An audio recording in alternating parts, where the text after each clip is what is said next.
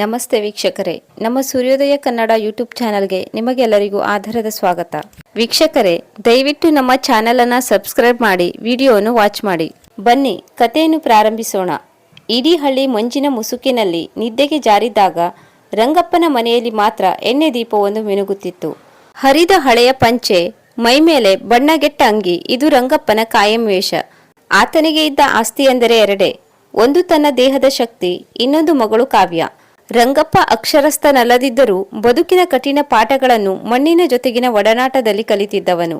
ಬೆವರಿನ ಹನಿಗಳು ಭೂಮಿಗೆ ಬಿದ್ದಾಗ ಮಾತ್ರ ಹೊಟ್ಟೆಗೆ ಹಿಟ್ಟು ಸಿಗುತ್ತದೆ ಎಂಬುದು ಆತನಿಗೆ ಚೆನ್ನಾಗಿ ತಿಳಿದಿತ್ತು.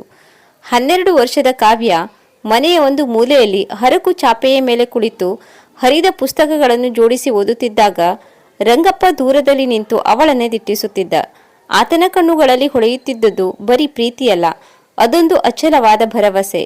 ನನ್ನ ಕೈಗಳು ಮಣ್ಣು ಅಗೆದು ಕಪ್ಪಾಗಿವೆ, ಆದರೆ ನನ್ನ ಮಗಳ ಭವಿಷ್ಯ ಮಾತ್ರ ಹಾಲಿನಂತೆ ಬೆಳ್ಳಗಿರಬೇಕು ಎಂದು ಆತ ಮನದಲ್ಲೇ ಅಂದುಕೊಳ್ಳುತ್ತಿದ್ದ. ಊರಿನ ಜಮೀನ್ದಾರರ ತೋಟದಲ್ಲಿ ದಿನವಿಡೀ ಹಾರೆ ಪಿಕಾಸಿ ಹಿಡಿದು ದುಡಿಯುತ್ತಿದ್ದ.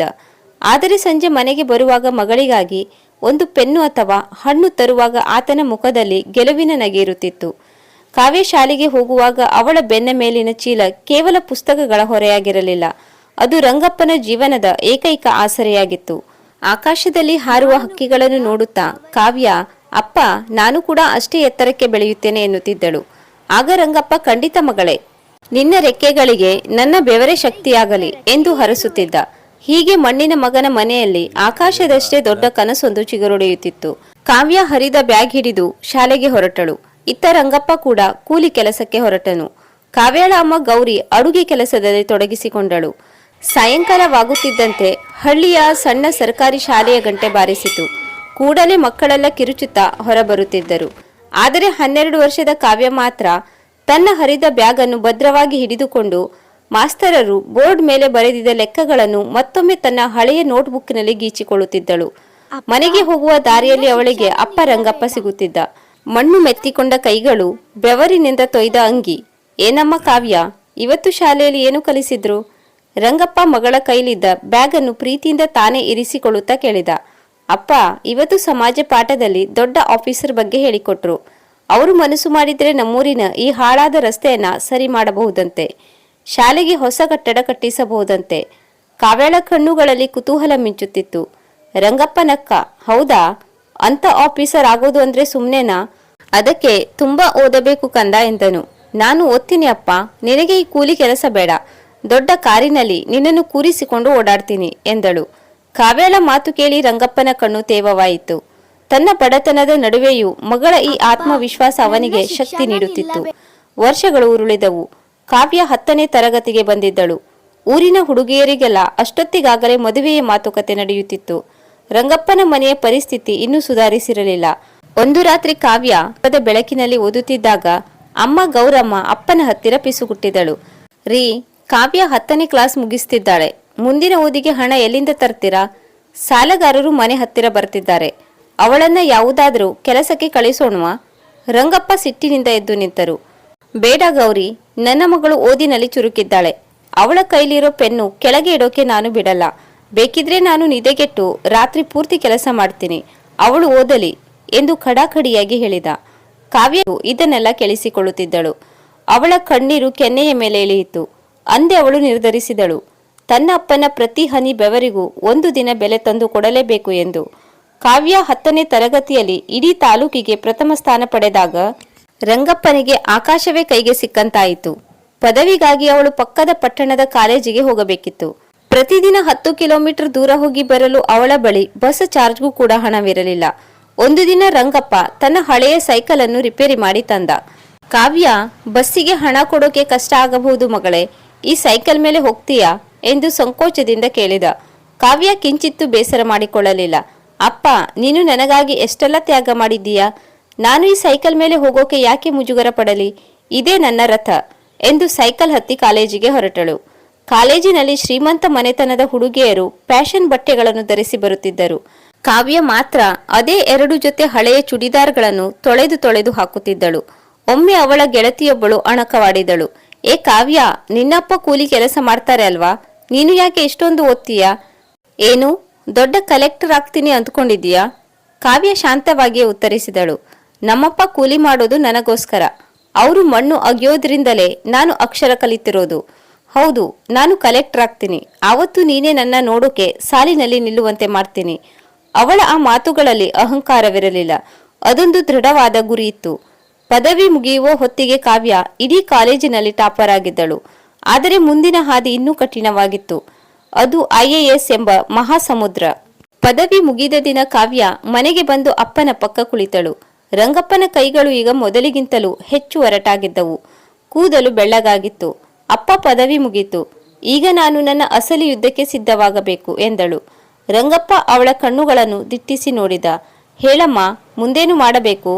IAS ಪರೀಕ್ಷೆ ಕಟ್ಟಬೇಕು ಅಪ್ಪ. ಅದಕ್ಕೆ ಡೆಲ್ಲಿಗೆ ಹೋಗಿ ಓದಬೇಕು. ಅಲ್ಲಿನ ಕೋಚಿಂಗ್ ಫೀಸ್, ಇರೋಕೆ ರೂಮು ಎಲ್ಲ ಸೇರಿ ಲಕ್ಷಾಂತರ ರೂಪಾಯಿ ಬೇಕಾಗುತ್ತೆ.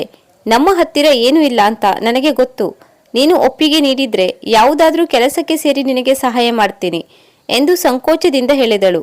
ರಂಗಪ್ಪ ತನ್ನ ಕೈಗಳನ್ನು ಮಗಳ ಕೈ ಮೇಲಿಟ್ಟು, ಮಗಳೇ, ಈ ಅಪ್ಪ ಹಸಿದಿರಬಹುದು, ಆದರೆ ಅವನ ಮಗಳ ಕನಸು ಯಾವತ್ತೂ ಹಸುವಿನಿಂದ ಸಾಯಬಾರದು. ನೀನು ಡೆಲ್ಲಿಗೆ ಹೋಗು. ಸಾಲ ಮಾಡಿಯಾದ್ರೂ ನಾನು ನಿನ್ನನ್ನು ಓದಿಸ್ತೀನಿ. ನಿನಗೆ ನಿನ್ನ ಅಪ್ಪನ ಮೇಲೆ ನಂಬಿಕೆ ಇದೆ ಅಲ್ವಾ? ಕಾವ್ಯ ಅಪ್ಪನನ್ನ ಗಟ್ಟಿಯಾಗಿ ತಬ್ಬಿಕೊಂಡು ಅತ್ತಳು. ಅವಳು ಪದವಿ ಮುಗಿಸಿ ಸಾಧನೆಯ ಹಾದಿಯಲ್ಲಿದ್ದಳು. ಆದರೆ ರಂಗಪ್ಪನಿಗೆ ಅದು ಮಗಳ ಗೆಲುವಿನ ಪಯಣದ ಆರಂಭವಾಗಿತ್ತು. ಆ ವರ್ಷ ಮಳೆಯೂ ಕೈಕೊಟ್ಟಿತ್ತು. ಹಳ್ಳಿಯ ಕೆರೆಗಳು ಬತ್ತಿ ಹೋಗಿದ್ದವು. ರಂಗಪ್ಪ ಕೆಲಸ ಮಾಡುವ ಸಾಹುಕಾರರ ತೋಟದಲ್ಲೂ ಅಡಿಕೆ ಮರಗಳು ಬಾಡಿದ್ದವು. ಕೂಲಿ ಕೆಲಸ ಸಿಗುವುದು ದುಸ್ತರವಾಗಿತ್ತು. ಇತ್ತ ಕಾವ್ಯ ತನ್ನ ಪದವಿ ಶಿಕ್ಷಣವನ್ನು ಅತ್ಯುತ್ತಮ ಅಂಕಗಳೊಂದಿಗೆ ಮುಗಿಸಿ ಮನೆಗೆ ಬಂದಿದ್ದಳು. ಊರಿನ ರಸ್ತೆಯಲ್ಲಿ ಅವಳು ನಡೆದು ಬರುತ್ತಿದ್ದರೆ ಅಕ್ಕಪಕ್ಕದ ಮನೆಯವರು ಗುಸುಗುಸು ಎನ್ನಲಾರಂಭಿಸಿದ್ದರು. ಒಂದು ಸಂಜೆ ರಂಗಪ್ಪ ಹರಿದ ಚೀಲವನ್ನು ಹೆಗಲಿಗೆರಿಸಿಕೊಂಡು ದಣಿದು ಮನೆಗೆ ಬಂದಾಗ ರಸ್ತೆಯ ತಿರುವಿನಲ್ಲಿ ಊರಿನ ಹಿರಿಯ ಗೌಡರು ಸಿಕ್ಕರು. ಏನೋ ರಂಗಪ್ಪ, ಮಗಳ ಓದು ಮುಗಿಯಿತಂತೆ ಅಲ್ವಾ? ಇನ್ಯಾಕೆ ತಡ ಮಾಡ್ತೀಯಾ? ಪಕ್ಕದೂರಿನ ಸಿದ್ದಪ್ಪನ ಮಗನಿಗೆ ಕೊಟ್ಟು ಮದುವೆ ಮಾಡು. ಗಂಡು ರೈಲ್ವೆಯಲ್ಲಿ ಕೆಲಸದಲ್ಲಿದ್ದಾನೆ. ನಿನ್ನ ಮಗಳು ಸುಖವಾಗಿರ್ತಾಳೆ ಎಂದರು. ರಂಗಪ್ಪ ನಮ್ರತೆಯಿಂದ ಕೈಮುಗಿದು, ಗೌಡ್ರೆ, ಮಗಳ ಮನಸ್ಸಿನಲ್ಲಿ ಏನಿದೆಯೋ ಕೇಳಬೇಕು. ಅವಳು ಇನ್ನು ಓದ್ತೀನಿ ಅಂದ್ರೆ ಬೇಡ ಅನ್ನೋ ಶಕ್ತಿ ನನಗಿಲ್ಲ ಎಂದು ಹೇಳಿ ಅಲ್ಲಿಂದ ಜಾರಿಕೊಂಡ. ಮನೆಗೆ ಬಂದಾಗ ಕಾವ್ಯ ದೀಪದ ಬೆಳಕಿನಲ್ಲಿ ಹಳೆಯ ಪತ್ರಿಕೆಯೊಂದನ್ನು ಓದುತ್ತಿದ್ದಳು. ರಂಗಪ್ಪ ತಂದಿದ್ದ ಅಕ್ಕಿ ಮೂಟೆಯನ್ನ ಮೂಲೆಯಲ್ಲಿಟ್ಟು ಕೈಕಾಲು ತೊಳೆದು ಬಂದ. ಕಾವ್ಯ ತಟ್ಟೆಯಲ್ಲಿ 2 ರೊಟ್ಟಿ ಮತ್ತು ಈರುಳ್ಳಿ ಚಟ್ನಿ ಇಟ್ಟು ಅಪ್ಪನ ಮುಂದೆ ಕುಳಿತಳು. ಅಪ್ಪ, ಕಾವ್ಯ ಮೆಲ್ಲಗೆ ಕರೆದಳು. ಹೇಳಮ್ಮ ಕಾವ್ಯ, ಏನೋ ಕೇಳಬೇಕು ಅಂದುಕೊಂಡಿದ್ಯಾ ಅನ್ಸುತ್ತೆ. ರಂಗಪ್ಪ ರೊಟ್ಟಿ ಮುರಿಯುತ್ತಾ ಕೇಳಿದ. ಅಪ್ಪ, ಊರಿನವರೆಲ್ಲ ನನ್ನ ಮದುವೆ ಬಗ್ಗೆ ಮಾತನಾಡ್ತಿದ್ದಾರೆ ಅಲ್ವಾ? ನನಗೆ ಗೊತ್ತು. ನಮ್ಮ ಹತ್ತಿರ ಹಣವಿಲ್ಲ. ನೀನು ದಿನವಿಡೀ ಬಿಸಿಲಿನಲ್ಲಿ ಕಷ್ಟಪಡ್ತಿದ್ದೀಯಾ. ಆದ್ರೆ ನನಗೊಂದು ಕನಸಿದೆ ಅಪ್ಪ. ಕಾವ್ಯಳ ದನಿಯಲ್ಲಿ ನಡುಕವಿತ್ತು, ಆದರೆ ಕಣ್ಣುಗಳಲ್ಲಿ ದೃಢತೆ ಇತ್ತು. ರಂಗಪ್ಪ ಅವಳ ಮುಖವನ್ನೇ ನೋಡಿದ. ಏನದು ಮಗಳೇ? ನಿನ್ನ ಆಸೆ ಯಾವುದಿದ್ರೂ ಈ ಅಪ್ಪ ತಲೆಬಾಗಿಸಿ ನೆರವೇರಿಸುತ್ತಾನೆ, ಹೇಳು. ಅದೇನದು? ಅಪ್ಪ, ನಾನು ಜಿಲ್ಲಾಧಿಕಾರಿ ಆಗಬೇಕು. ಅದು ಬಹಳ ಕಷ್ಟದ ಪರೀಕ್ಷೆ. ಅದಕ್ಕೆ ದೆಹಲಿಗೆ ಹೋಗಿ ಓದಬೇಕು ಅಪ್ಪ. ಅಲ್ಲಿ ಸಾವಿರಾರು ರೂಪಾಯಿ ಖರ್ಚಾಗುತ್ತೆ. ನಮ್ಮ ಪರಿಸ್ಥಿತಿಯಲ್ಲಿ ಇದು ಸಾಧ್ಯನಾ ಅಂತ ನನಗೆ ಭಯ ಆಗ್ತಿದೆ ಎಂದಳು ಕಾವ್ಯ. ಅವಳ ಕಣ್ಣಿನಿಂದ ಒಂದು ಹನಿ ನೀರು ತಟ್ಟೆಯ ಮೇಲೆ ಬಿತ್ತು. ರಂಗಪ್ಪ ಒಂದು ಕ್ಷಣ ಸ್ತಬ್ಧನಾದ. ದೆಹಲಿ ಅಂದರೆ ಎಲ್ಲಿಯೋ ದೂರದ ಊರು. ಲಕ್ಷಾಂತರ ರೂಪಾಯಿ ಖರ್ಚು ಎಂಬುದು ಅವನ ಅರಿವಿಗಿತ್ತು. ಆದರೆ ತನ್ನ ಮಗಳು ಅಧಿಕಾರಿ ಆಗುವ ಕನಸು ಕಂಡಾಗ ಅದನ್ನು ಹೊಸಕಿ ಹಾಕಲು ಅವನ ಮನಸ್ಸು ಒಪ್ಪಲಿಲ್ಲ. ಜಿಲ್ಲಾಧಿಕಾರಿ ಅಂದ್ರೆ ಈ ಊರಿಗೆಲ್ಲ ದೊಡ್ಡ ಅಧಿಕಾರಿ ಅಲ್ವಾ ಕಾವ್ಯ? ರಂಗಪ್ಪ ಕೇಳಿದ. ಹೌದಪ್ಪ, ಇಡೀ ಜಿಲ್ಲೆಯ ಜವಾಬ್ದಾರಿ ಅವರದ್ದೇ ಇರುತ್ತೆ. ಜನರ ಕಷ್ಟ ತೀರಿಸಬಹುದು. ನಿನ್ನ ಹಾಗೆ ಬೆವರು ಹರಿಸೋ ರೈತರಿಗೆ ನ್ಯಾಯ ಕೊಡಿಸಬಹುದು ಎಂದು ಕಾವ್ಯ ಉತ್ಸಾಹದಿಂದ ಹೇಳಿದಳು. ರಂಗಪ್ಪ ಎದ್ದು ನಿಂತು ಮಗಳ ತಲೆಯ ಮೇಲೆ ಕೈಯಿಟ್ಟ. ನೋಡಮ್ಮ, ನನ್ನ ಕೈಯಲ್ಲಿ ಹಣವಿಲ್ಲದಿರಬಹುದು, ಆದರೆ ಈ ಮಣ್ಣಿನ ಮಗನ ದೇಹದಲ್ಲಿ ಇನ್ನೂ ಶಕ್ತಿ ಇದೆ. ನೀನು ದೆಹಲಿಗೆ ಹೋಗು. ನಿನಗೆ ಬೇಕಾದ ಪ್ರತಿಯೊಂದು ಪೈಸೆಗೂ ನಾನು ವ್ಯವಸ್ಥೆ ಮಾಡ್ತೀನಿ. ನೀನು ದೊಡ್ಡ ಅಧಿಕಾರಿಯಾಗಿ ಈ ಊರಿಗೆ ಬಂದಾಗ ನಿನ್ನ ಅಪ್ಪ ಹೆಮ್ಮೆಯಿಂದ ತಲೆ ಎತ್ತಿ ನಡೆಯಬೇಕು. ಅದೇ ನನ್ನ ಬಯಕೆ. ಆದರೆ ಅಪ್ಪ, ಅಷ್ಟೊಂದು ಹಣ ಎಲ್ಲಿಂದ ತರ್ತೀಯಾ? ಕಾವ್ಯ ಆತಂಕದಿಂದ ಕೇಳಿದಳು. ನಮ್ಮೂರಿನ ಕೆರೆಯ ಪಕ್ಕ ಇರೋ ಆ 1 ಎಕರೆ ಜಮೀನು ಇದೆಯಲ್ಲ, ಅದನ್ನು ಅಡವಿಡ್ತೀನಿ. ಬೇಕಿದ್ರೆ ಪಕ್ಕದೂರಿನ ಕಟ್ಟಡದ ಕೆಲಸಕ್ಕೆ ಹೋಗ್ತೀನಿ. ನೀನು ಅದರ ಬಗ್ಗೆ ಚಿಂತೆ ಮಾಡಬೇಡ. ನಿನ್ನ ಕೈಯಲ್ಲಿ ಪೆನ್ನು ಇರಲಿ, ನನ್ನ ಕೈಯಲ್ಲಿ ಪಿಕ್ಕಾಸಿ ಇರಲಿ. ನೀನು ಗೆದ್ದು ಬರ್ತೀಯಾ ಅನ್ನೋ ನಂಬಿಕೆ ನನಗಿದೆ ಎಂದು ಧೈರ್ಯ ತುಂಬಿದ. ಅವರಿಬ್ಬರ ಮಾತನ್ನು ಕೇಳಿದ ಗೌರಮ್ಮ, ನೋಡಿ, ಆ 1 ಎಕರೆ ಜಮೀನನ್ನು ಕೂಡ ಮಾರಿದರೆ ನಮ್ಮ ಹೊಟ್ಟೆಯ ಗತಿಯನ್ನು. ಆಗ ರಂಗಪ್ಪ, ನನ್ನ ತೋಳಿನಲ್ಲಿ ಬಲವಿರುವವರೆಗೂ ದುಡಿದು ತರ್ತೀನಿ, ನೀನೇನು ಚಿಂತೆ ಮಾಡಬೇಡ, ಎಲ್ಲವೂ ಒಳ್ಳೆಯದೇ ಆಗುತ್ತೆ ಎಂದು ಹೇಳಿ ಗೌರಮ್ಮನಿಗೆ ಸಮಾಧಾನಪಡಿಸಿದರು. ಆದರೆ ಆ ರಾತ್ರಿ ರಂಗಪ್ಪನಿಗೆ ನಿದ್ದೆ ಬರಲಿಲ್ಲ. ಹೊರಗೆ ಸುರಿಯುತ್ತಿದ್ದ ಜಿಟಿ ಜಿಟಿ ಮಳೆ ಅವನ ಮನಸ್ಸಿನ ಆತಂಕವನ್ನ ಹೆಚ್ಚಿಸಿತ್ತು. ಮರುದಿನ ಬೆಳಿಗ್ಗೆ ಎದ್ದು ಸಾಲಗಾರರ ಮನೆಗೆ ಹೋದ. ತನ್ನ ಬದುಕಿನ ಏಕೈಕ ಆಸರೆಯಾಗಿದ್ದ ಆ 1 ಎಕರೆ ಭೂಮಿಯನ್ನು ಅಡವಿಟ್ಟು ಹಣ ತಂದ. ಆ ಹಣವನ್ನು ಕಾವ್ಯಾಳ ಕೈಗಿಟ್ಟಾಗ ಆತನ ಮುಖದಲ್ಲಿ ಗೆಲುವಿನ ಕಳೆಯಿತ್ತು. ಇಗೋ ಕಾವ್ಯ, ಇದು ನಿನ್ನ ಕನಸಿನ ಮೊದಲ ಮೆಟ್ಟಿಲು. ದೆಹಲಿಗೆ ಹೋಗಿ ಜಯಶಾಲಿಯಾಗಿ ಬಾ ಎಂದ. ಕಾವ್ಯ ಅಪ್ಪನ ಪಾದಗಳಿಗೆ ನಮಸ್ಕರಿಸಿದಳು. ಅವಳ ಮನಸ್ಸಿನಲ್ಲಿ ಈಗ ಬರೀ ಕನಸಲ್ಲ, ಒಂದು ಅಚಲವಾದ ಸಂಕಲ್ಪವಿತ್ತು. ತಂದೆಯ ಪ್ರತಿ ಹನಿ ಬೆವರಿಗೂ ಬೆಲೆ ತಂದು ಕೊಡಲೇಬೇಕು ಎಂಬ ಛಲ ಅವಳಲ್ಲಿ ಜಾಗೃತವಾಗಿತ್ತು. ಬಡತನದ ಸವಾಲು ಎದುರಾಗಿದ್ದರೂ ಅಪ್ಪ ಮಗಳ ಈ ಸಂಕಲ್ಪದ ಮುಂದೆ ಅದು ಸಣ್ಣದಾಗಿ ಕಂಡಿತು. ಕಾವ್ಯ ದೆಹಲಿಗೆ ಹೊರಡುವ ದಿನ ಹತ್ತಿರ ಬಂದಿತ್ತು. ರಂಗಪ್ಪ ತನ್ನ ಬದುಕಿನ ಏಕೈಕ ಆಧಾರವಾಗಿದ್ದ ಆ 1 ಎಕರೆ ಜಮೀನನ್ನು ಊರಿನ ಸಾಹುಕಾರನ ಬಳಿ ಅಡವಿಟ್ಟಿದ್ದ. ಕೈಗೆ ಬಂದ ಹಣವನ್ನು ಹಳೆಯ ಪೇಪರ್ನಲ್ಲಿ ಸುತ್ತಿ ಅದಕ್ಕೆ ಒಂದು ದಾರ ಕಟ್ಟಿ ಮಗಳ ಕೈಗಿಟ್ಟಾಗ ರಂಗಪ್ಪನ ಕಣ್ಣುಗಳಲ್ಲಿ ಒಂದು ಬಗೆಯ ನಿಶ್ಚಿಂತೆ ಇತ್ತು. ಆದರೆ ಎದೆಯೊಳಗೆ ಜಮೀನು ಹೋದ ನೋವಿತ್ತು. ಈಗೋ ಕಾವ್ಯ, ಇದರಲ್ಲಿ 1 ಲಕ್ಷ ರೂಪಾಯಿ ಇದೆ, ಸಾಹುಕಾರು ಕೊಟ್ಟಿದ್ದಾರೆ. ಅಲ್ಲಿ ಹೋದ ಮೇಲೆ ಸರಿಯಾಗಿ ಊಟ ಮಾಡು, ಓದಿನ ಕಡೆ ಗಮನ ಇರಲಿ. ಕಾವ್ಯ ಹಣದ ಗಂಟನ್ನು ನೋಡುತ್ತಾ ನಡುಗುವ ದನಿಯಲ್ಲಿ ಕೇಳಿದಳು. ಅಪ್ಪ, ಜಮೀನು ಅಡವಿಟ್ಟಿದೆಯಾ ಅಲ್ವಾ? ಆ ಜಮೀನು ಅಂದ್ರೆ ನಿನಗೆ ಪ್ರಾಣ ಅಲ್ವಾ ಅಪ್ಪ? ನನಗೋಸ್ಕರ ಯಾಕೆ ಇಷ್ಟೊಂದು ರಿಸ್ಕ್ ತಗೊಳ್ತೀಯಾ? ರಂಗಪ್ಪ ಅವಳ ತಲೆ ಸವರುತ್ತಾ ನಕ್ಕ. ಮಗಳೇ, ಆ ಮಣ್ಣಿಗಿಂತ ನೀನು ದೊಡ್ಡವಳು. ನೀನು ಆಫೀಸರ್ ಆದ್ಮೇಲೆ ಆ ಜಮೀನನ್ನ ನಾನೇ ಬಿಡಿಸ್ಕೊಳ್ತೀನಿ. ಈಗ ನೀನು ಹೋಗಿ ಬಾ ಎಂದು ಧೈರ್ಯ ತುಂಬಿದ. ದೆಹಲಿಯ ಕರೋಲ್ ಭಾಗ್ನ ಒಂದು ಕಿರಿದಾದ ಗಲ್ಲಿಯಲ್ಲಿ ಕಾವ್ಯ ಒಂದು ಸಣ್ಣ ಕೋಣೆಯನ್ನು ಬಾಡಿಗೆಗೆ ಪಡೆದಳು. ಅಲ್ಲಿನ ಬಿಸಿಲು, ಅಪರಿಚಿತ ಭಾಷೆ ಮತ್ತು ಸ್ಪರ್ಧಾತ್ಮಕ ಜಗತ್ತು ಅವಳಿಗೆ ಆರಂಭದಲ್ಲಿ ದಿಗಿಲು ಹುಟ್ಟಿಸಿದವು. ಅವಳ ಜೊತೆಗಿದ್ದವರೆಲ್ಲ ದೊಡ್ಡ ಶ್ರೀಮಂತ ಮನೆತನದವರು. ಕೈಯಲ್ಲಿ ಬೆಲೆ ಬಾಳುವ ಲ್ಯಾಪ್ಟಾಪ್ಗಳು, ಐಫೋನ್ಗಳಿದ್ದವು. ಆದರೆ ಕಾವ್ಯಳ ಹತ್ತಿರ ಇದ್ದುದು ಅಪ್ಪ ಕೊಟ್ಟ ಹಳೆಯ ನೋಟ್ಬುಕ್ ಮತ್ತು ಅವರ ಬೆವರಿನ ನೆನಪು ಮಾತ್ರ. ಒಂದು ದಿನ ಫೋನ್ ಮಾಡಿದಾಗ ಕಾವ್ಯ ಅಪ್ಪನಿಗೆ ಕೇಳಿದಳು, ಅಪ್ಪ ಹೇಗಿದ್ದೀರಾ? ಅಮ್ಮ ಹೇಗಿದ್ದಾರೆ? ಮಳೆ ಬರ್ತಿದೆಯಾ? ಸರಿಯಾಗಿ ಊಟ ಮಾಡ್ತಿದ್ದೀರಾ?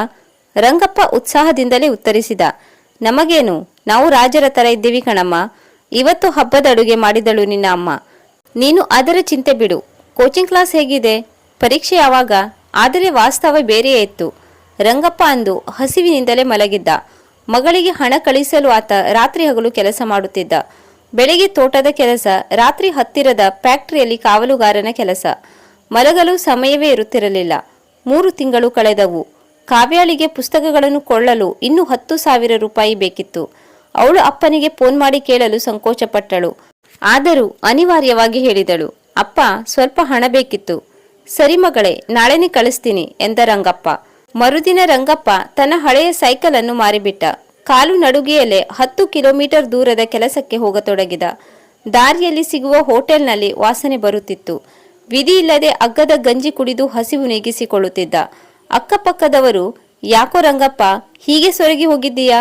ಮಗಳಿಗೆ ಅಷ್ಟೊಂದು ಹಣ ಯಾಕೆ ಕಳಿಸ್ತೀಯಾ ಎಂದು ಕೇಳಿದರೆ, ನನ್ನ ಮಗಳು ದೇಶ ಸೇವೆ ಮಾಡಲು ಹೊರಟಿದ್ದಾಳೆ, ನಾನಿಷ್ಟು ಕಷ್ಟಪಡಬಾರದೆ ಎಂದು ಹೆಮ್ಮೆಯಿಂದ ಹೇಳುತ್ತಿದ್ದ.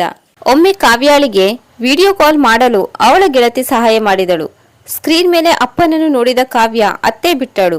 ರಂಗಪ್ಪನ ಕೆನ್ನೆಗಳು ಇಳಿ ಬಿದ್ದಿದ್ದವು. ಕಣ್ಣುಗಳ ಸುತ್ತ ಕಪ್ಪು ವರ್ತುಲವಿತ್ತು. ತೊಟ್ಟಿದ್ದ ಅಂಗಿ 100 ಕಡೆ ಹೊಲಿಗೆ ಹಾಕಿದಂತಿತ್ತು. ಅಪ್ಪ, ಇದೇನಪ್ಪ ನಿನ್ನ ಅವಸ್ಥೆ? ಯಾಕೆ ಹೀಗಾಗಿದ್ದೀಯಾ?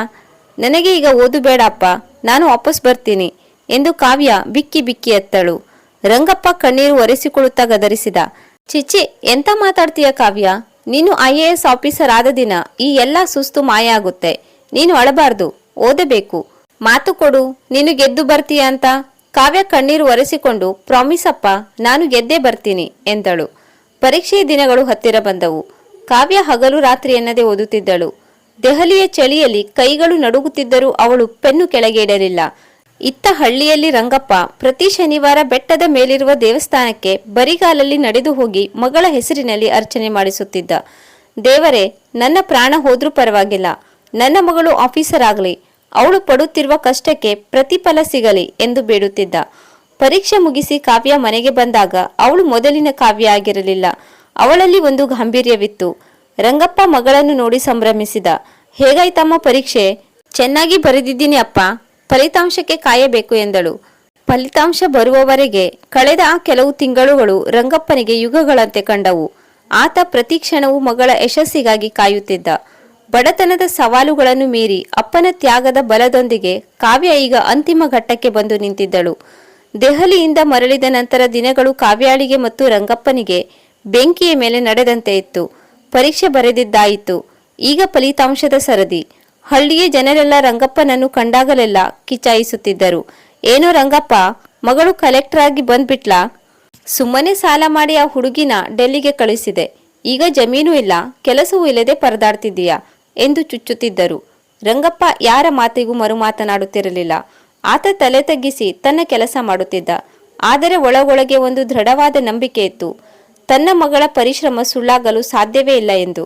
ಅಂದು ಮಂಗಳವಾರದ ಮಧ್ಯಾಹ್ನ. ಬಿಸಿಲು ನೆತ್ತಿಗೇರಿತ್ತು. ಕಾವ್ಯ ಊರಿನ ಗ್ರಾಮ ಪಂಚಾಯತ್ ಕಚೇರಿಯಲ್ಲಿದ್ದ ಕಂಪ್ಯೂಟರ್ ಮುಂದೆ ಕುಳಿತಿದ್ದಳು. ಹಳ್ಳಿಯಲ್ಲಿ ಸರಿಯಾದ ಇಂಟರ್ನೆಟ್ ಸಿಗುತ್ತಿರಲಿಲ್ಲ. ಹಾಗಾಗಿ ಅಲ್ಲಿಗೆ ಹೋಗಿದ್ದಳು. ಅವಳ ಕೈಗಳು ನಡುಗುತ್ತಿದ್ದವು. UPSC ವೆಬ್ಸೈಟ್ ತೆರೆಯಲು ಪ್ರಯತ್ನಿಸುತ್ತಿದ್ದಳು. ಇತ್ತ ರಂಗಪ್ಪ ತೋಟದಲ್ಲಿ ಅಡಿಕೆ ಸುರಿಯುವ ಕೆಲಸ ಮಾಡುತ್ತಿದ್ದ. ಆತನಿಗೆ ಇವತ್ತು ಫಲಿತಾಂಶ ಬರುತ್ತದೆ ಎಂಬುದು ತಿಳಿದಿತ್ತು. ಕೈಗಳು ಕೆಲಸ ಮಾಡುತ್ತಿದ್ದರೂ ಮಗಳು ಓಡಿ ಬಂದು ಸುದ್ದಿ ಹೇಳುತ್ತಾಳೆ ಎಂಬ ಆಸೆಯಿಂದ ಕಣ್ಣುಗಳು ಮಾತ್ರ ರಸ್ತೆಯ ಕಡೆಗೆ ಇದ್ದವು. ಅಮ್ಮ, ಕಾವ್ಯ ಬಿಕ್ಕಳಿಸುತ್ತಾ ಮನೆ ಕಡೆಗೆ ಓಡಿ ಬಂದಳು. ರಂಗಪ್ಪ ತೋಟದಿಂದ ಓಡಿ ಬಂದ. ಮಗಳ ಮುಖದಲ್ಲಿ ಕಣ್ಣೀರಿತ್ತು. ಅವಳು ಸುಸ್ತಾಗಿ ಬಾಗಿಲಲ್ಲಿ ಕುಳಿತು ಬಿಟ್ಟಳು. ರಂಗಪ್ಪನ ಎದೆ ಬಡಿತ ಜೋರಾಯಿತು. ಏನಾಯ್ತಮ್ಮ, ಯಾಕೆ ಅಳುತ್ತಿದ್ದೀಯಾ? ಪರವಾಗಿಲ್ಲ ಕಂದ, ಈ ಸಲ ಆಗದಿದ್ರೆ ಹೋಗಲಿ ಬಿಡು, ನಾನಿದ್ದೇನೆ ಎಂದು ಸಮಾಧಾನ ಪಡಿಸಲು ಹೋದ. ಕಾವ್ಯ ಅಪ್ಪನ ಕೈಗಳನ್ನು ಗಟ್ಟಿಯಾಗಿ ಹಿಡಿದುಕೊಂಡಳು.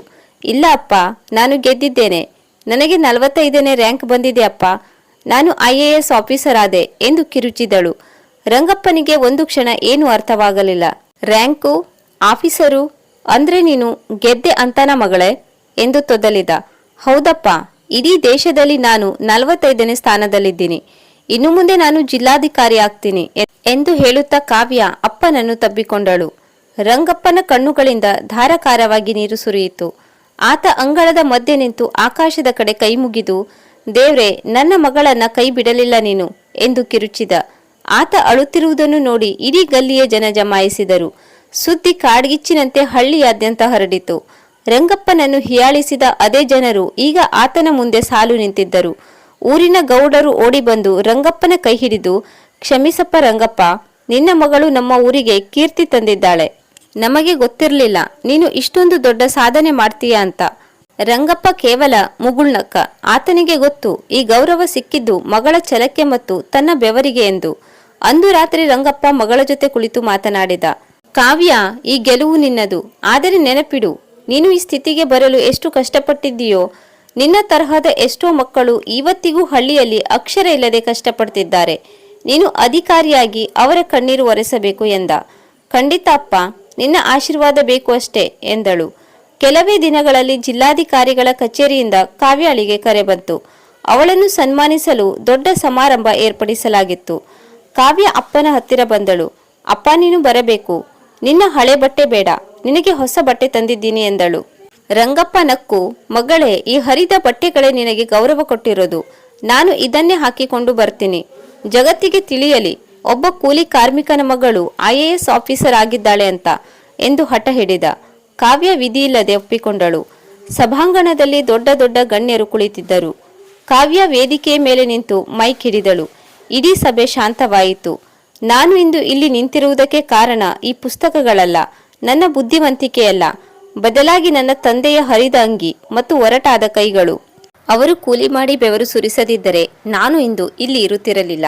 ನನ್ನ ಅಪ್ಪನೇ ನನ್ನ ಮೊದಲ ಹೀರೋ ಎಂದು ಹೇಳಿ ವೇದಿಕೆಯಿಂದ ಇಳಿದು ಬಂದು ಸಾಲಿನಲ್ಲಿ ಕುಳಿತಿದ್ದ ರಂಗಪ್ಪನ ಪಾದಗಳಿಗೆ ಸಾಷ್ಟಾಂಗ ನಮಸ್ಕಾರ ಮಾಡಿದಳು. ಇಡೀ ಸಭಾಂಗಣ ಎದ್ದು ನಿಂತು ಚಪ್ಪಾಳೆ ತಟ್ಟಿತು. ರಂಗಪ್ಪನಿಗೆ ಏನು ಮಾಡಬೇಕೆಂದು ತೋಚದೆ ಸುಮ್ಮನೆ ಕಣ್ಣೀರು ಒರೆಸಿಕೊಳ್ಳುತ್ತಿದ್ದ. ಆ ದಿನ ಹಳ್ಳಿಗೆ ಹಬ್ಬದ ಕಳೆ ಬಂದಿತ್ತು. ಹಳ್ಳಿಯ ರಸ್ತೆಗಳನ್ನೆಲ್ಲ ಸಾರಿಸಿ ರಂಗೋಲಿ ಹಾಕಿ ಸಿಂಗರಿಸಲಾಗಿತ್ತು. ಊರಿನ ಪ್ರವೇಶ ದ್ವಾರದಲ್ಲಿ ನಮ್ಮೂರಿನ ಹೆಮ್ಮೆ ಜಿಲ್ಲಾಧಿಕಾರಿ ಕಾವ್ಯ ಅವರಿಗೆ ಸ್ವಾಗತ ಎಂಬ ದೊಡ್ಡ ಬ್ಯಾನರ್ ರಾರಾಜಿಸುತ್ತಿತ್ತು. ಕಾವ್ಯ ತನ್ನ ತರಬೇತಿ ಮುಗಿಸಿ ಅಧಿಕೃತವಾಗಿ ಅಧಿಕಾರ ವಹಿಸಿಕೊಂಡ ನಂತರ ಮೊದಲ ಬಾರಿಗೆ ತನ್ನ ಹುಟ್ಟೂರಿಗೆ ಬರುತ್ತಿದ್ದಳು. ದೂರದಲ್ಲಿ ಕೆಂಪು ದೀಪದ ಸರ್ಕಾರಿ ಕಾರು ಕಾಣಿಸುತ್ತಿದ್ದಂತೆಯೇ ಊರಿನ ಯುವಕರು ಪಟಾಕಿ ಸಿಡಿಸಲು ಶುರು ಮಾಡಿದರು. ಬ್ಯಾಂಡ್ ಸೆಟ್ನವರು ವಿಜಯದ ದುಂದುಬಿ ಮೊಳಗಿಸಿದರು. ಕಾರು ಹಳ್ಳಿಯ ಮೈದಾನಕ್ಕೆ ಬಂದು ನಿಂತಿತು. ಅಚ್ಚುಕಟ್ಟಾಗಿ ಕಾಣುತ್ತಿದ್ದ ಕಾವ್ಯ ಕಾರಿನಿಂದ ಇಳಿದಳು. ಅವಳ ಮುಖದಲ್ಲಿ ಅಧಿಕಾರದ ಗತ್ತಿಗಿಂತ ಹೆಚ್ಚಾಗಿ ತನ್ನ ಮಣ್ಣಿಗೆ ಮರಳಿದ ಸಂಭ್ರಮವಿತ್ತು. ಊರಿನ ಪ್ರಮುಖರು ಹೂಗುಚ್ಛ ನೀಡಿ ಸ್ವಾಗತಿಸಿದರು. ಆದರೆ ಕಾವ್ಯಾಳ ಕಣ್ಣುಗಳು ಹುಡುಕುತ್ತಿದ್ದುದು ಕೇವಲ ಒಬ್ಬ ವ್ಯಕ್ತಿಯನ್ನು, ಅವಳ ಅಪ್ಪ ರಂಗಪ್ಪನನ್ನು. ರಂಗಪ್ಪ ಗುಂಪಿನ ಕೊನೆಯಲ್ಲಿ ನಿಂತಿದ್ದ. ಅಂದು ಕೂಡ ಆತ ತನ್ನ ಹಳೆಯ ಬಟ್ಟೆಯನ್ನೇ ತೊಟ್ಟಿದ್ದ. ಆದರೆ ಆ ಹಳೆಯ ಬಟ್ಟೆಯ ಮೇಲೆ ಮಗಳು ತಂದಿದ್ದ ಹೊಸ ಶಲ್ಯವೊಂದನ್ನು ಹೆಮ್ಮೆಯಿಂದ ಹೊತ್ತುಕೊಂಡಿದ್ದ. ಮಗಳು ತನ್ನತ್ತ ಬರುತ್ತಿರುವುದನ್ನು ಕಂಡ ರಂಗಪ್ಪನಿಗೆ ಮೈಯಲ್ಲಿ ಹೊಸ ಚೈತನ್ಯ ಬಂದಂತಾಯಿತು. ಅಪ್ಪ ಎಂದು ಕಾವ್ಯ ಹತ್ತಿರ ಬರುತ್ತಿದ್ದಂತೆಯೇ ರಂಗಪ್ಪನಿಗೆ ತಡೆದುಕೊಳ್ಳಲಾಗಲಿಲ್ಲ. ಆತ ಬ್ಯಾಂಡ್ ಸೆಟ್ನ ತಾಳಕ್ಕೆ ತಕ್ಕಂತೆ ಹೆಜ್ಜೆ ಹಾಕಲಾರಂಭಿಸಿದ. ಬ್ಯಾಂಡ್ ಸೆಟ್ನವರು ಡೊಳ್ಳು ಕುಣಿತದ ವೇಗವನ್ನು ಹೆಚ್ಚಿಸಿದರು. ಅಲ್ಲಿಯವರೆಗೆ ಸುಮ್ಮನೆ ನಿಂತಿದ್ದ ರಂಗಪ್ಪ ಇದ್ದಕ್ಕಿದ್ದಂತೆ ಕುಣಿಯಲು ಶುರು ಮಾಡಿದ. ಆತ ಕುಣಿಯುತ್ತಿದ್ದ ರೀತಿ ನೋಡಿ ಇಡೀ ಊರೇ ಸ್ತಬ್ಧವಾಯಿತು. ಅದು ಕೇವಲ ನೃತ್ಯವಾಗಿರಲಿಲ್ಲ, ಅದು ದಶಕಗಳ ಕಾಲ ಆತ ಅನುಭವಿಸಿದ ಅವಮಾನ, ಹಸಿವು, ನೋವು ಮತ್ತು ಬಡತನದ ಮೇಲಿನ ವಿಜಯದ ನೃತ್ಯವಾಗಿತ್ತು. ಕೈಯಲ್ಲಿ ಮಗಳ ಫೋಟೋ ಇರುವ ಸಣ್ಣ ಫಲಕವೊಂದನ್ನು ಹಿಡಿದು ಆತ ಕುಣಿದು ಕುಪ್ಪಳಿಸುತ್ತಿದ್ದ. ಹಾರೆಯನ್ನು ಹಿಡಿದು ಮಣ್ಣು ಅಗೆದಿದ್ದ ಅದೇ ಕೈಗಳು ಈಗ ಆಕಾಶದತ್ತ ಜಯಘೋಷ ಮಾಡುತ್ತಿದ್ದವು. ನೋಡ್ರೋ, ನನ್ನ ಮಗಳು ಕಲೆಕ್ಟರ್ ಆಗಿದ್ದಾಳೆ, ನನ್ನ ಬೆವರಿನ ಹನಿಗಳು ಇವತ್ತು ಮುತ್ತುಗಳಾಗಿವೆ ಎಂದು ಆತ ಕುಣಿಯುತ್ತಾ ಕೂಗುತ್ತಿದ್ದ. ಆತನ ಕಣ್ಣುಗಳಿಂದ ಆನಂದ ಬಾಷ್ಪ ಹರಿಯುತ್ತಿತ್ತು. ಆತನ ಕುಣಿತದಲ್ಲಿ ಯಾವುದೇ ಲಜ್ಜೆ ಇರಲಿಲ್ಲ, ಬದಲಾಗಿ ಗೆದ್ದ ಅಪ್ಪನ ಗತ್ತು ಇತ್ತು. ಮಗಳು ಕಾವ್ಯ ಅಪ್ಪನ ಬಳಿ ಬಂದು ಕೈ ಹಿಡಿದು ನಿಲ್ಲಿಸಲು ಪ್ರಯತ್ನಿಸಿದಳು. ಆದರೆ ರಂಗಪ್ಪ ಮಗಳ ಕೈ ಹಿಡಿದು ಅವಳನ್ನು 2 ಹೆಜ್ಜೆ ಕುಣಿಸಿದ. ಹಳ್ಳಿಯ ಜನರೆಲ್ಲರೂ ಈ ಅಪೂರ್ವ ದೃಶ್ಯವನ್ನು ನೋಡಿ ಕಣ್ಣೀರು ಹಾಕಿದರು. ನಂತರ ಕಾವ್ಯಾಳನ್ನು ತೆರೆದ ವಾಹನದಲ್ಲಿ ಕುಳ್ಳಿರಿಸಿ ಊರಿನ ಪ್ರಮುಖ ರಸ್ತೆಗಳಲ್ಲಿ ಮೆರವಣಿಗೆ ಮಾಡಲಾಯಿತು. ರಂಗಪ್ಪ ವಾಹನದ ಮುಂದೆ ಹೆಜ್ಜೆ ಹಾಕುತ್ತಿದ್ದ. ದಾರಿಯುದ್ದಕ್ಕೂ ಹಳ್ಳಿಯ ಮಹಿಳೆಯರು ಕಾವ್ಯಾಳಿಗೆ ಆರತಿ ಎತ್ತಿದರು. ಮೆರವಣಿಗೆಯು ರಂಗಪ್ಪನ ಹಳೆಯ ಮನೆಗೆ ಬಂದು ತಲುಪಿತು. ಕಾವ್ಯ ವಾಹನದಿಂದ ಇಳಿದು ಎಲ್ಲರ ಎದುರೇ ತನ್ನ ಅಧಿಕಾರದ ಹಾರವನ್ನು ತೆಗೆದು ಅಪ್ಪನ ಕೊರಳಿಗೆ ಹಾಕಿದಳು. ಈ ಅಧಿಕಾರ, ಈ ಗೌರವ ಎಲ್ಲವೂ ನಿನಗೆ ಸಲ್ಲಬೇಕು ಅಪ್ಪ. ನೀನು ಅಂದು ಆ 1 ಎಕರೆ ಭೂಮಿಯನ್ನು ಅಡವಿಡದಿದ್ದರೆ ಇಂದು ನಾನು ಈ ಮಟ್ಟಕ್ಕೆ ಬರುತ್ತಿರಲಿಲ್ಲ ಎಂದು ಬಿಕ್ಕಳಿಸಿದಳು. ರಂಗಪ್ಪ ಮಗಳ ತಲೆ ಸವರುತ್ತಾ ಹೇಳಿದ, ಮಗಳೇ, ನಾನು ಭೂಮಿ ಅಡವಿಟ್ಟಿದ್ದಕ್ಕೆ ಇವತ್ತು ನನಗೊಂದು ದೊಡ್ಡ ಆಸ್ತಿ ಸಿಕ್ಕಿದೆ. ನೀನು ಈ ಜಿಲ್ಲೆಯ ಸಾವಿರಾರು ಜನರ ಕಷ್ಟ ತೀರಿಸೋ ಭೂಮಿ ತಾಯಿಯಾಗಬೇಕು. ಈ ಅಪ್ಪನಿಗೆ ಅದೇ ನೀನು ಕೊಡೋ ಅತಿ ದೊಡ್ಡ ಗುರುದಕ್ಷಿಣೆ. ಅಂದು ಸಂಜೆ ರಂಗಪ್ಪ ತನ್ನ ಹಳೆಯ ಮನೆಯ ಜಗುಲಿಯ ಮೇಲೆ ಕುಳಿತಿದ್ದ. ಈಗ ಅವನಿಗೆ ಸಾಲದ ಭಯವಿಲ್ಲ, ಅವಮಾನದ ಕಿಚ್ಚಿಲ್ಲ. ಮಗಳು ಕಾವ್ಯ ಅಪ್ಪನ ಪಕ್ಕದಲ್ಲೇ ಕುಳಿತಿದ್ದಳು. ಊರಿನ ದಾರಿಯಲ್ಲಿ ಈಗ ಬೆಳಕಿತ್ತು.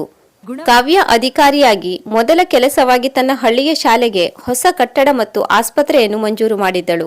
ರಂಗಪ್ಪನ ಶ್ರಮಕ್ಕೆ ಇವತ್ತು ಸಾರ್ಥಕತೆ ಸಿಕ್ಕಿತ್ತು.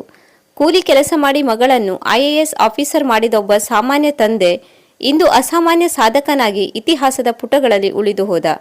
ಕನಸು ಕಂಡರೆ ಸಾಲದು, ಆ ಕನಸನ್ನು ಬೆಂಬಲಿಸುವ ಅಪ್ಪನಂತಹ ಶಕ್ತಿ ಮತ್ತು ನನಸು ಮಾಡುವ ಮಗಳಂತ ಛಲವಿದ್ದರೆ ಜಗತ್ತಿನಲ್ಲಿ ಯಾವುದೂ ಅಸಾಧ್ಯವಲ್ಲ ಎಂಬುದಕ್ಕೆ ಈ ಕಥೆಯ ಸಾಕ್ಷಿ. ರಂಗಪ್ಪನ ಕುಣಿತವು ಬರೀ ಸಂಭ್ರಮವಲ್ಲ, ಅದು ಶ್ರಮಿಕ ವರ್ಗದ ಗೆಲುವು. ಕಾವ್ಯಾಳ ಕೃತಜ್ಞತೆಯು ಅಧಿಕಾರಕ್ಕಿಂತ ಸಂಸ್ಕಾರ ದೊಡ್ಡದು ಎಂಬುದನ್ನು ತೋರಿಸುತ್ತದೆ. ವೀಕ್ಷಕರೇ, ನಮ್ಮ ಕಥೆ ನಿಮಗೆ ಹೇಗನಿಸಿತು? ನಿಮ್ಮ ಅನಿಸಿಕೆ ಅಭಿಪ್ರಾಯಗಳನ್ನು ಕಮೆಂಟ್ ಮೂಲಕ ತಿಳಿಸಿ.